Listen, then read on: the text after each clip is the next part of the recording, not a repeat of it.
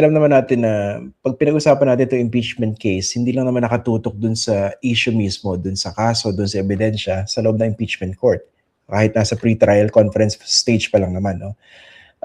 What do you think of this this information that came out na kinain daw ng buhay itong lead prosecutor, and nakikita natin ina-amplify ito ng mga DDS content creators online? Ang totoo, nung una, parang hindi ko muna siya masyadong pinagpapansin, no? Kasi, again, we have to be very clear, that report was basically a blind item eh. Parang single source reporting yun eh. Hindi ba? Kasi supposedly yung news organization na naglabas po nito, meron daw po silang informant, no? On the goings on of the pre-trial conference, no? Ang problema, and that was basically the problem of the article itself, was that hindi naman ho 5 tao lang po yung tao sa pre-trial conference, hindi lang ho 10 tao. I think doon po sa kapulungan po na yon, meron pong 100 na tao, no? I think they were betting on the fact that no one will probably actually say something about what happened during the proceedings. Hindi ba? So, we started clarifying the matter on Saturday and Friday na hindi ho totoo na kinain ng buhay or na-outscore, na-outgun siya Congresswoman Luistro.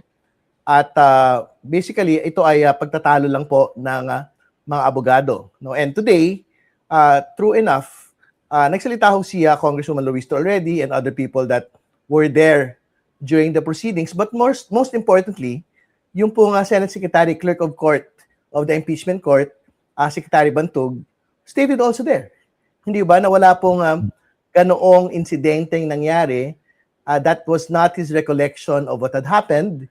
And talagang yun nga, that is what is expected of lawyers from both parties. And lastly, sinabi rin niya na ang hinain po doon ay pagkain. Hindi po kainan ng buhay. Yung pong nangyari po noong pong unang araw ng pre-trial.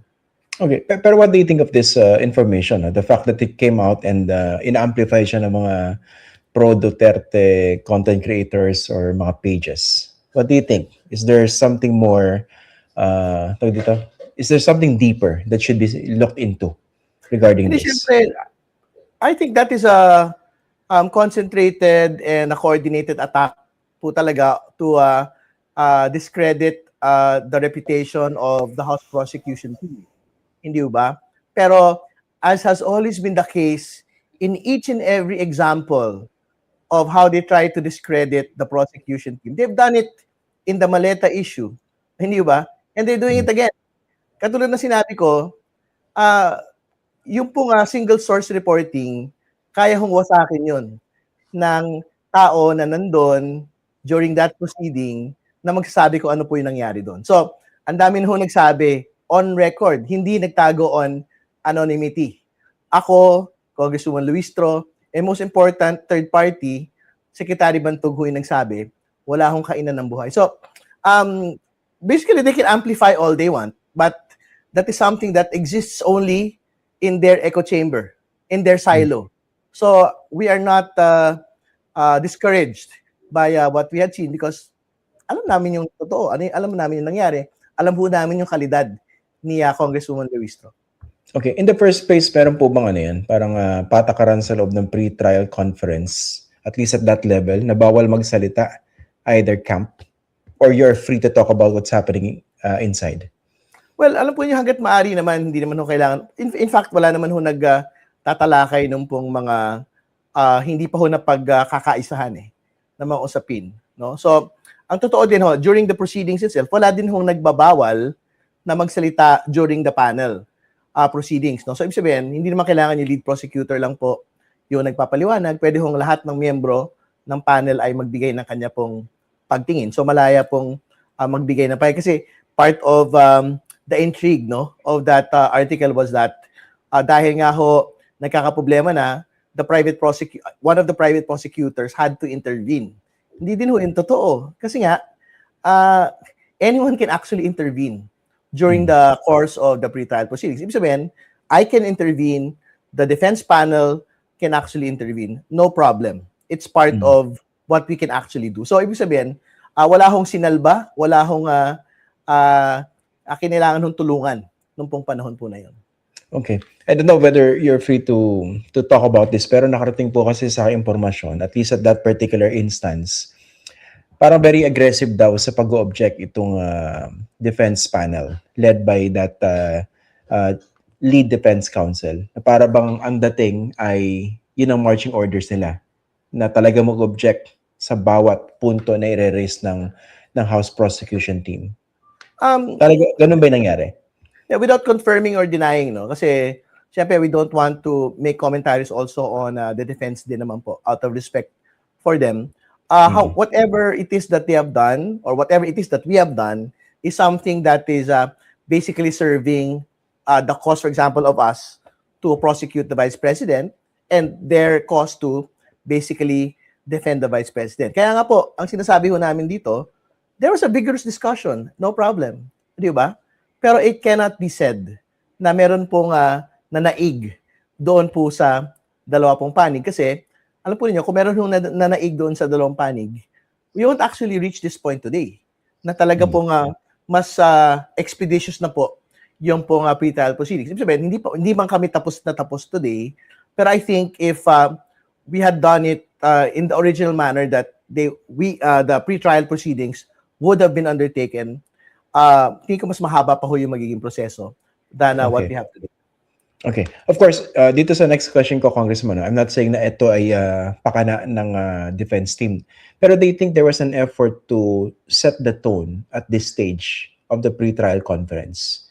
Kasi parang parang may effort na on the offensive agad. O, kita nyo na, si Luistro. Miski sabi nyo hindi naman nangyari. Pero, kumbaga yung opening salvo nandun na kinain daw siya ng buhay. Do you think there was such an effort? Yeah, I would not impute any ill will on the defense panel dito po sa bagay po na ito. But I can impute ill will on the supporters of the Vice President, no, or the supporters of the Dutertes. Kasi sila naman ho talaga nag-amplify nito po nga single source reporting po na ito. Hindi ba? As though talagang yan na po yung actual na naging katotohanan. No, but the problem there is it's so easy to basically debunk that particular reporting by having people who were there to actually speak the truth on cam, on record, without anonymity, which is what we did. Hindi ba? So, kumbaga, malaya sila, it's within free speech. Na do your fake news, no problem. Hindi ba? Pero wawasakin ho namin yung pong fake news na yun, which is what we actually did in the last couple of days. Okay. Doon po sa mismong pagsisimula ng actual trial sa July 6, is this a concern on the part of the House Prosecution Team? Yung baka maging coverage ng media at yung pagtingin ng mga kababayan natin, pati ng ibang mga content creators, na para siyang sporting event. Kasi remember nung Corona impeachment trial, naging ganun din yung parang hilat siya ng coverage, yung tipong day 1, day 2, day 3, tinitingnan nila kung sino may upper hand, sino inaagrabyado. Di ba? Parang naging sporting event. Is that a concern on the part of the House Prosecution Team kung sakali maging ganun muli yung takbo ng coverage? Siyempre, yung manner of coverage of whichever news organization or whichever person, wala naman ho tayong magagawa na on it. If they want to portray it as a sporting event, then they're free to do so. But again, we are focused on presenting the evidence in the best manner that we can. Hindi ba? So, ibig sabihin, kung meron silang tally sheet ho dyan, o kung sino ho yung nakapuntos ngayong araw na ito, wala na ho tayong magagawa tungkol dito. But again, the ultimate question is, did we pursue the truth? Were we able to present accurately all the pieces of evidence po to basically convict the Vice President? So, yun po yung mga, I think these are the considerations of the prosecution panel. Wala kaming pakialam on ano man ho yung manner of portrayal na gagawin po during the trial itself. Pero meron bang bahagi po ng inyong comms component na iniisip na mag-devote sa ganito? What I mean is this, no? Kasi hindi lang naman ang audience ninyo yung mga senator judges, di ba? Kausap din po ninyo yung public at large. So for instance, meron kayo na-realize na, teka, ito yung mga puntong gusto naming ma-highlight na nangyari doon sa impeachment trial that day. And di naman pwedeng nakadepende lang kayo dun sa angulo o pagtingin ng mga nag-cover ng mga news organizations. Kumbaga, meron ba kayong balak na, for instance, meron kami sariling comms strategy. Ang gagawin namin, kunwari, nagsalita si Terry Redon, si Jinka Luistro, yun ang i-highlight namin in a vertical video para mas maunawaan at make sure na hindi siya malalampasan sa alaala o atensyon ng mga tao? Ang totoo po, we are solidly behind the evidence on each and every article, no? So, on presentation days, ang understanding ko kasi one witness, one trial day. Hindi ba? And wala naman kaming ipepresenta doon na pandagdag lang eh. I'm quite certain each and every witness that will be presented will offer relevant, explosive evidence to pursue the cause of prosecuting the Vice President. No? So, kung ano man ho yung magiging kinalabasan ho nun, I think that will be the result of all the reporting that third party or news organizations will do, or that what the House actually will do. No? So, kasi hindi naman pwedeng parang we have a very straightforward framing, for example, pero kung hindi naman halimbawa na-deliver yung pong point for each and every witness, hindi din ho yun mag-aabot-abot eh.